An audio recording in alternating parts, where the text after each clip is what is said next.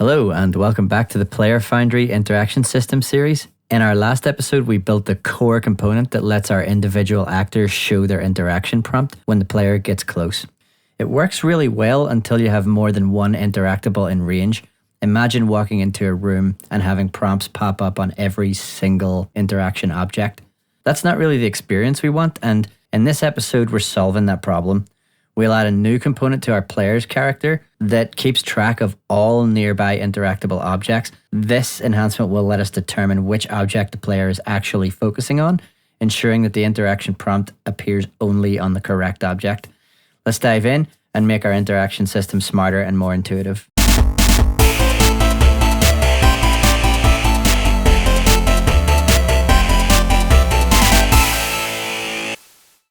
Okay, so here we are back in our interaction system project.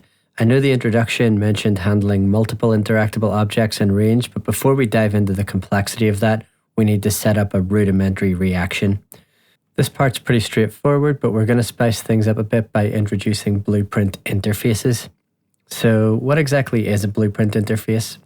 You can ultimately think of them as a contract between blueprints. A blueprint interface defines a set of functions without dictating how those functions should be implemented.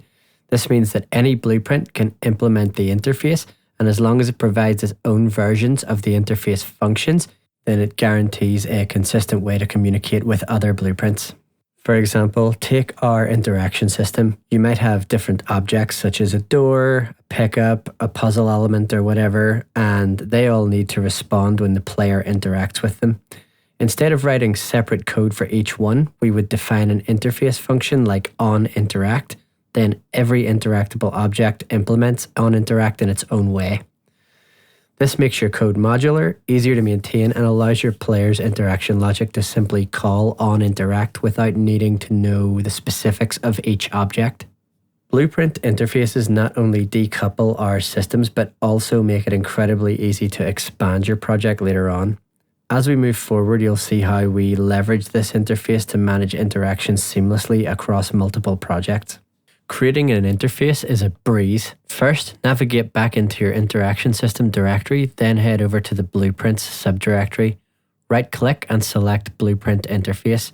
Name it BPI_Interactable. Now open up BPI_Interactable and you'll see a blank interface graph. Go ahead and add a new function and name it Interact. This means that any blueprint that implements this interface will need to provide its own version of the interact function. Since we're going to want to know which actor is triggering the interaction in the future, let's add an input parameter now. In the interface editor on the right side under Inputs, add a new input called Interactor. For its type, search for Actor and select Object Reference. Once that's done, you can compile, save, and close the blueprint editor. And with this interface in place, any blueprint that implements BPI Interactable will have a standardized way to handle interactions, making your system more modular and ready for expansion. And with that, we can now move on to a key piece of our interaction system. This time on the player side, we're going to add a new component to the player character that handles all the player-centric logic for interactions.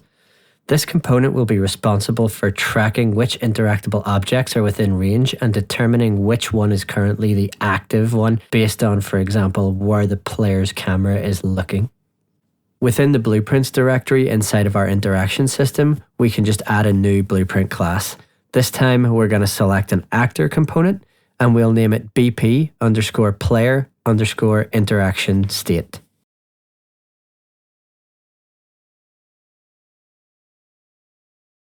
Open this up once it's created. We're going to need some new variables for this, so let's create them on the left. The first one is going to be called Interactables within range. This variable will hold multiple references to objects that are currently within the player's interaction range. This means we need to make it an array. And we also want to change its type to actor, and that's going to be object reference. The next one is ActiveInteractable. This variable is going to store the reference to the interactable object that the player is currently looking at or focusing on. Since it's a single reference, keep it as a single value, not an array. It's still going to be an actor though. Finally, create a variable called best.. This variable will store the .product value, which we'll use later to determine the best candidate for interaction based on the player's viewing direction. Set its data type to float. Don't worry if you're not completely familiar with the .product right now. I'll be explaining that concept in more detail when we actually get to the part where we want to use it. When these values are in place, we're setting the foundation for our player interaction logic. This component will soon be able to track nearby interactables and figure out which one the player really is focusing on, making your interaction system even smarter and more dynamic. Let's move forward with implementing the logic for finding our active interactable. This will involve setting up some essential functions which will power our player interaction logic. We'll create these functions now and then fill in their implementations later. Add our first one and call it getActiveInteractable. This is our top level function and it will coordinate everything in our other functions by utilizing them to help calculate which interactable is the one that the player is looking at. Next up is ClearActiveInteractable. Every time the player's camera moves, we want to reset our active interactable. This function clears the current active reference so that we always start fresh. Next up is ClearInactiveInteractables. This function ensures that the interaction widget is only shown on the current active interactable and not lingering on any other objects that might still be in range. And lastly, we can add another one called CalculateBestDotProduct. This is where the magic happens. Here, we'll compute the dot product to figure out which object is closest to the center of the screen, essentially determining which interactable the player is really looking at. Now that we have our empty functions in place, we can actually go ahead and begin implementing them. Double-click on getActiveInteractable to open its function graph. Every time this function runs, we want to start with a clean slate, so the very first thing to do is clear the current active interactable reference and reset our best.product value. To do this, drag out from the execution pin and call ClearActiveInteractable. We can actually implement that function itself later on, and for now we can just proceed as if it's working. After clearing the values, it's time to establish a new active interactable. We'll do this by looping over each object in range, so just drag out our execution flow and add a for each loop node. Like we said before, the loop is actually going to loop over the interactables within range array, so just drag that out onto the graph and connect that to the array input pin on the for each node. From the loop body execution pin, add a call to the CalculateBestDotProduct function. This will compare the current interactable with our best candidate so far based on the dot product calculation. Once the loop has finished processing every item in the array, we then know which object should be active. To ensure that only the active interactables widget remains visible, drag out from the completed execution pin of the loop and call ClearInactiveInteractables. This completes the high-level logic of our getActiveInteractable function, resetting our state, checking each interactable in range, and finally updating the interaction widget to reflect the active object. Now we need to move forward with actually implementing some of these underlying functions. Let's start off with the ClearActiveInteractable function since it's so simple. Just double click on it there on the left to be taken to that function's graph. The first thing we want to clear is the active interactable, so just drag that variable in from the left and choose the set version of it this time. Then go ahead and connect the execution pin and then leave the setter value to empty. Basically, when this runs, we're going to set it to an empty value. And then we want to reset the best dot variable. Basically do the exact same thing, drag it out, get the setter, and then connect up the execution pin, but this time set the value to -1.0. Doing this means that you're always going to have a clean slate starting with a value that's less than anything that's in your game world. And that's the ClearActiveInteractable function written.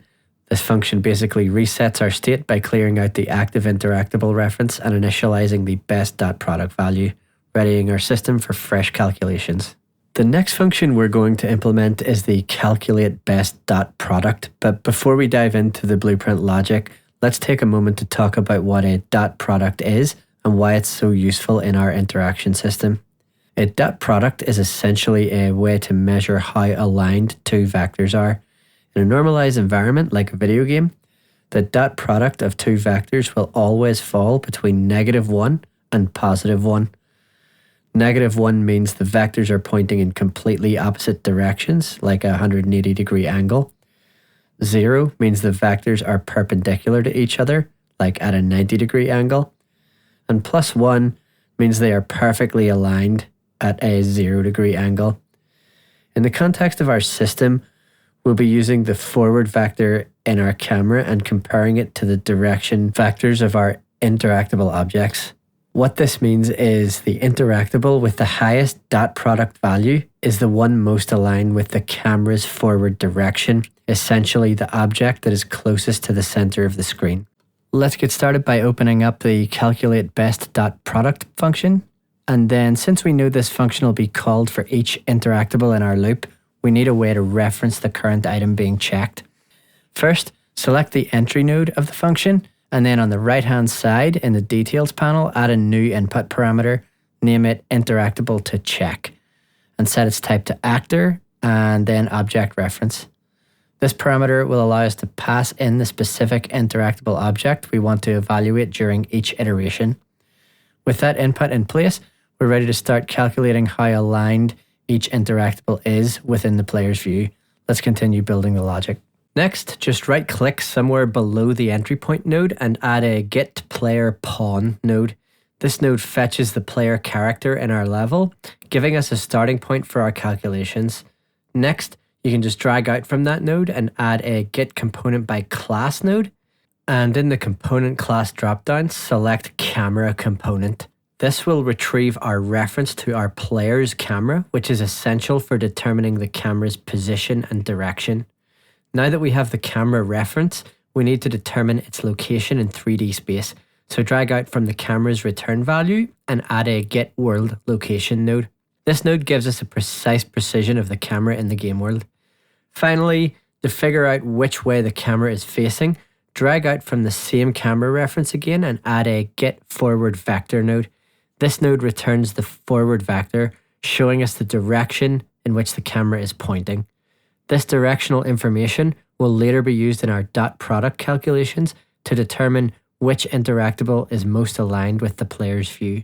The next thing we want to do is determine the location of the interactable object that we're actually evaluating. So drag out from the interactable to check input pin and add a getActorLocation node. Now we can simply drag out from the actor's location node and add a subtractVector node and then connect the camera's getWorldLocation output to the second input of the subtraction node. This gives you a vector that represents the interactable's position relative to the camera, which we'll be using in a moment for the dot product calculation, which you can start on by dragging out from the output of the subtraction node and adding a dot product node. Then you can just connect the forward vector of the player's camera from the getForwardVector node to the second input of the dot product node. This node now computes the dot product for the current interactable object relative to the camera's facing direction. This dot product tells us how closely the interactable is aligned with the camera's view, but we still need to compare it against our current best value. To do that, drag out from the dot product node and add a greater than node.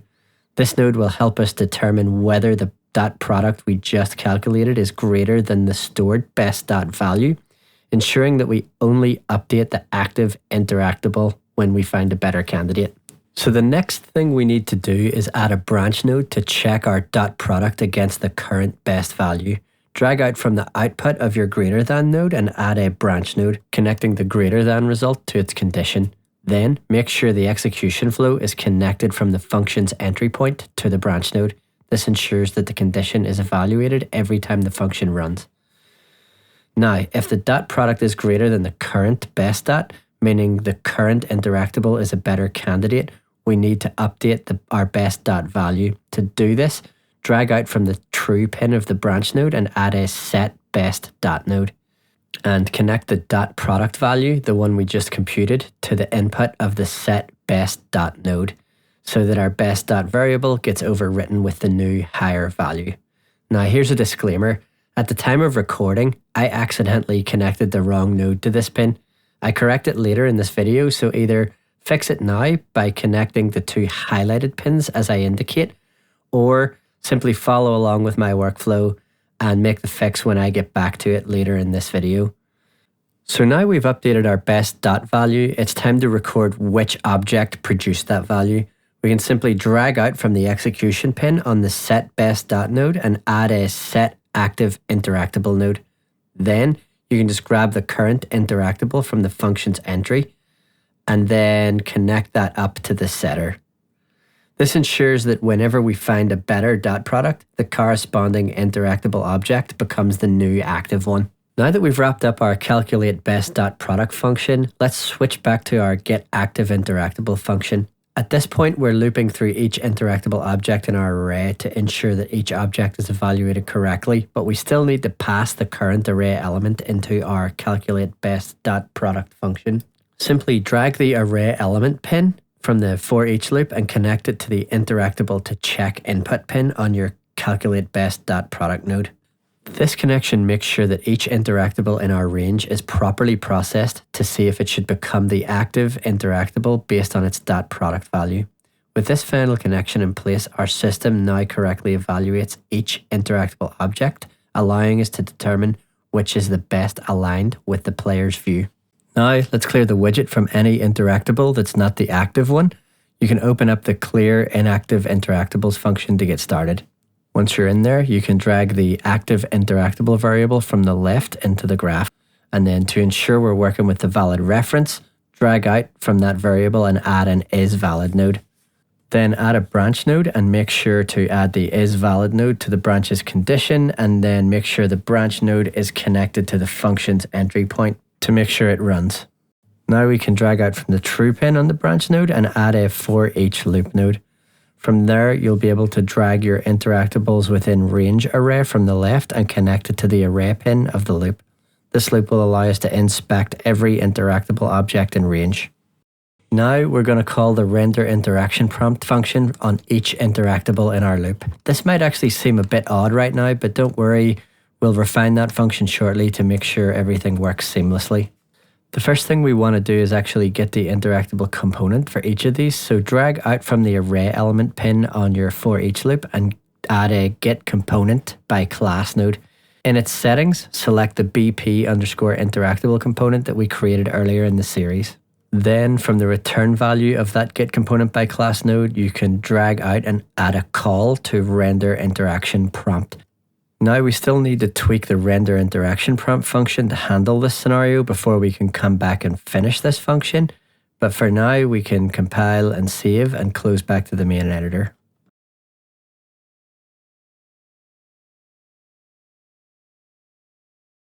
Let's open up the BP_interactable blueprint. It's time to make a few essential changes.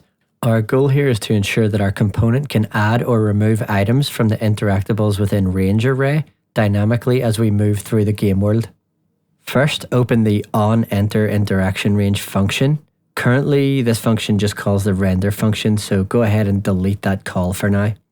The very first step inside this function now is to identify the actor that our BP interactable component is attached to, which can be done by right-clicking anywhere in the graph and adding a getOwner node. And then it's probably a good idea to ensure that the actor we just retrieved is indeed an interactable object from our interaction system. To do this, we can just drag out from the getOwner node's return value and add a doesObjectImplementInterface node. In the interface dropdown in that node, select BP_interactable. Now we can drag out from the output of that doesObjectImplementInterface node and create a branch node. Make sure you also connect the execution pin from the entry point of the function to this branch as well. Next, if the branch condition evaluates to true, meaning the object does implement our interaction interface, we want to be able to add this interactable to our player's interactable within range array. Since this array is stored on the player component we created earlier, we need to get a reference to that component.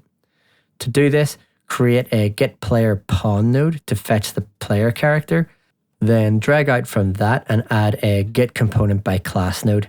In the component class dropdown, select the BP_player interaction state component which we created earlier in this video. This gives us access to the player's interaction state, including the array where we'll store the interactable objects, which we can get from dragging out from the return value and adding a node for getInteractables within range. From there, you can simply drag out from the output of that getInteractables within range node and add an addUnique node. This node will add the current interactable object to the array only if it isn't already present, ensuring there are no duplicates. Finally, you can connect the execution flow from the true pin on our earlier branch node, which confirmed that our object implements the BPI interactable interface into the addUnique node. And lastly, we actually just want to take that getOwner node from the start of this function and hook it up to the addUnique node just so that it knows which object to actually add. Now we need to dip over to the onExitInteractionRange function because we need to make some changes to make it do the opposite of what we just did here, where we want to make it remove interactables from the within range array if you exit the range. So the first thing we want to do is drag out from that setWidget node and add a branch node. This will allow us to check a condition before proceeding.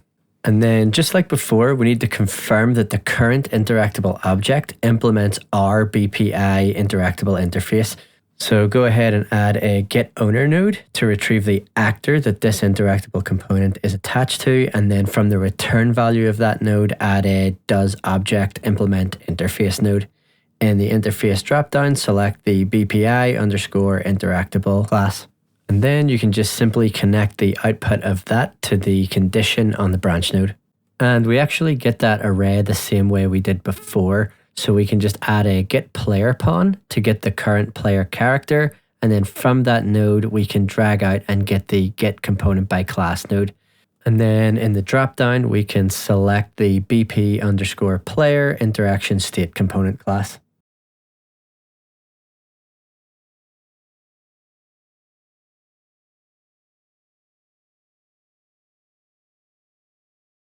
And then just like before, we can drag out from that and add a getInteractables within range node to retrieve that array. And then this time, instead of adding, we want to remove the interactable when the player exits the range. So drag out from the array and add a remove node. Connect the execution pin from the true pin on the earlier branch node to the execution pin on the remove node. And then just like we did for adding, we actually need to go all the way back to the start of this function and hook up the getOwner node, which provides the current interactable actor, to the remove node's item input. This ensures that the correct interactable is removed from the array.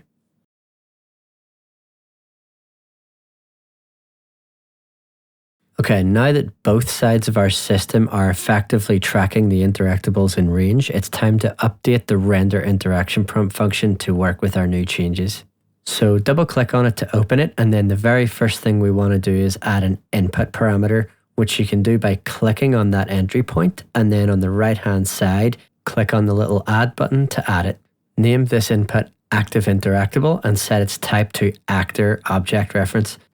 And now we can just check that we have the correct one. Simply right-click somewhere on the graph and add a getOwner node.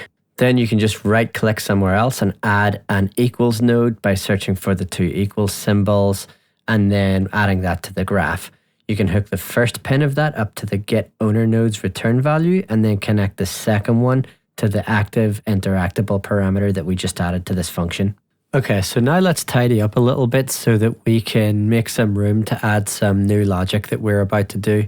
Simply grab the setWidget node and the widget component variable and drag them out to the right a bit just to create some space. And then in that space, add a branch node. Set up the execution flow so that it runs right after the create widget node and make sure the true pin of the branch is connected to that setWidget node. This ensures that if our condition passes, meaning the current object is the active interactable, then the widget will be set. And now we want to duplicate this for the false side of this logic. So we can simply drag the widget component variable down into the middle of the workspace, then drag out a second connection from it and add another setWidget node below the original one. Now we can attach that second widget node to the false pin on the branch node. Leave the widget input on this node unpopulated. This effectively sets it to empty, In other words, if the condition fails, meaning the interactable isn't our active one, the widget will be cleared. This ensures that only the active interactable shows the prompt, while all others have their widget removed. And then just give me a second while I tidy up these nodes. I want them to remain readable.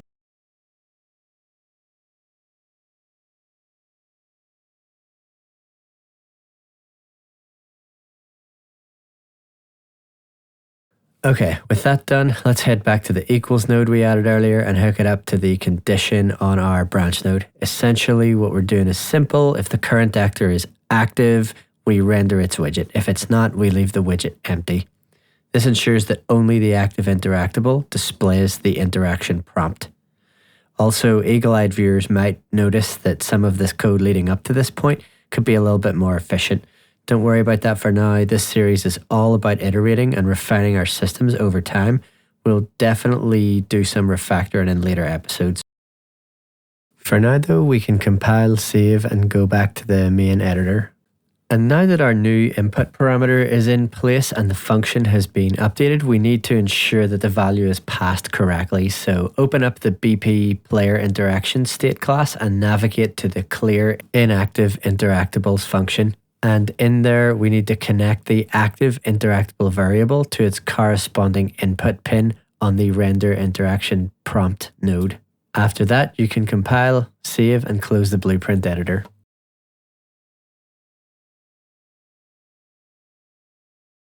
Okay, great. Now that we've built our core logic, it's time to make it run. Instead of running this on every frame, we're going to trigger it when the camera moves and only if there are interactables in range, which will help to keep it a little bit more efficient.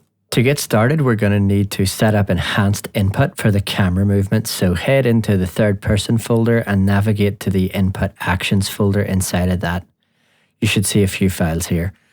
For our use case, we can simply duplicate the existing IA_jump file and rename the duplicate to IA camera move. Next, we want to head back one directory and open the imc_default file. And this is where we'll add the mapping for our new camera move input. We can simply click the add button to add a new mapping. And then in the drop-down, select the IA camera move action we just added. And then add two triggers, one for mouse X and one for mouse Y. These triggers ensure that any mouse movement along the X or Y axis will activate the camera move input action. And once you're done with that, you can save and exit back to the main editor. And now that our input mappings are set up, it's time to have our system recognize when the camera moves and trigger our interaction system accordingly. Head back into the BP_player_interaction state file and open the event graph. Right-click in the event graph and add the IA camera move event that we just created, and then drag out our interactable within range variable into the graph. And then since we only want this stuff to run if we actually have anything within range, let's just drag out from that variable and add a getLength node to determine how many interactables are currently within range. And then it's as simple as dragging out from that and adding a greater than node. Leave the default value as 0, which basically just means to check that there are one or more things in the interactables within range array. Now we can drag out from the triggered pin on the IA camera move event and add a branch node. Then go ahead and connect the output of that greater than node we just added to the branch's condition. This way the branch only passes execution if there are at least one or more interactables in range. And then from the true pin on the branch, just grab your getActiveInteractable function from the left panel and connect it up. This ensures that whenever the camera moves and there are interactables nearby, the game will run our logic to determine which interactables should be active and display the widget on that object. And then we can compile, save, and close back to the main editor. Okay, so we're almost ready to begin some of the final touches, but I just want to go back to an issue I mentioned earlier with our best dot functionality. Specifically, I mentioned that I accidentally hooked up the wrong pins. And to fix this, I want to open up the BP_player_interaction state class again and navigate to the CalculateBestDotProduct function. Then just verify that instead of connecting the best dot variable to the setter, you actually connect the output of the dot product itself. to update best dot with the correct value. Once that's corrected, compile and save your blueprint, and then just exit back to the main editor. This ensures your best dot value accurately reflects the best alignment, paving the way for our system to correctly identify the active interactable. All right, and as you can see in the demo there, our interaction system's actually up and running at this point, but let's add a bit of polish to the experience by giving the player a reticle or a simple crosshair in the center of the view. This little addition makes it more intuitive for players to see what they're actually aiming at and helps highlight the active interactable a bit better. Now, I do plan to make this configurable in a future episode so that you can turn it on or off so that it doesn't actually clash with anything you've got that's a pre-existing UI element or reticle or crosshair. But for now, just follow along as we add this basic version. All right, now to complete this step, you'll need a crosshair graphic. You can either create your own or download one, and I've provided one for you in the description as a starting point. That way there's no need to spend a bunch of time creating the graphic. You can just download that one. Once you've got your graphic, you can navigate to the UI folder within the interaction system directory. You should see that I already have a reticle image in there. You can simply drop your downloaded file or your created one into this directory, and then Unreal Engine will prompt you about importing it. Follow those prompts and you'll have a reticle image ready to use for the next steps that we're about to do.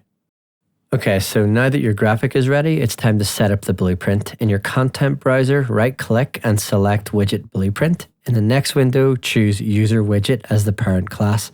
Then name your new blueprint WBP_interaction reticle. And then we can just go ahead and open up the WBP interaction reticle blueprint. The first step is to add a canvas panel, so click Add and search for Canvas Panel and drag it down into your widget. Now, let's set a custom size for the canvas panel. Click on the size dropdown in the top right, select Custom, and set the width and height to 40 by 40. Next, we want to actually add an image to the canvas panel, so click the Add button and search for Image, and then add it to the canvas panel directly. And with the image still selected, we can navigate over to the right and select the Anchors dropdown. Hold down Control and Shift and click on the centered anchor to ensure the image is perfectly centered.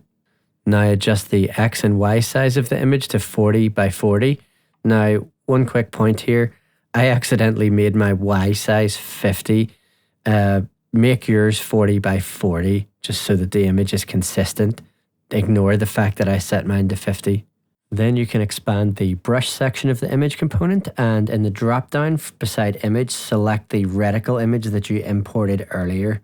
Then you can compile, save, and exit back to the main editor. Now that our widget is created, it's time to display it, and this is super easy. So just head back into the BP player interaction state blueprint and open its event graph.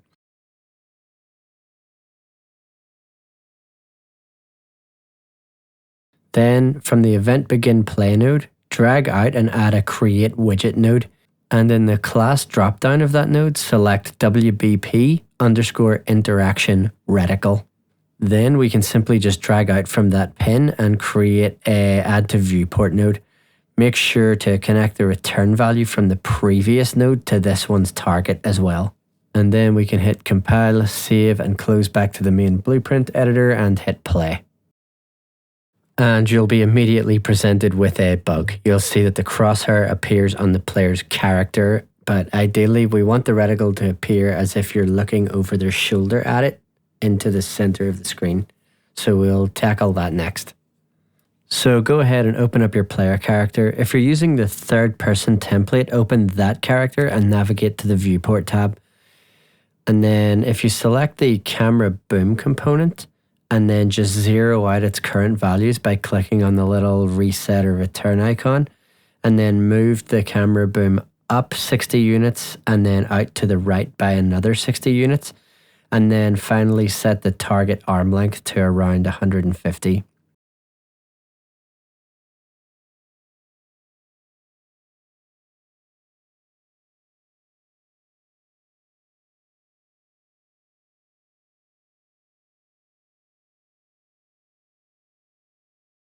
If you hit compile, save and close the blueprint, and then in the editor view hit play again, you'll see that the reticle now appears over the player's shoulder, making the interaction system feel a little bit more natural. And that's it. It's working. So we've covered a lot in this video. We tackled multiple interactable objects in range. We implemented .product functionality to give the player control over which interactable to target, and even added a polished reticle that enhances the experience. I know the last episode and this one were pretty long and really took a long time for me to get out, but we dug deep into logic and there's a lot more to come in this series.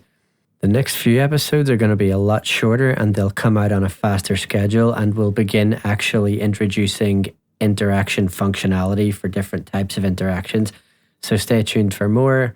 And if you have any questions, please feel free to ask them in the comments. And please make sure you like and subscribe and ring the bell and all that jazz. And I'll catch you in the next video.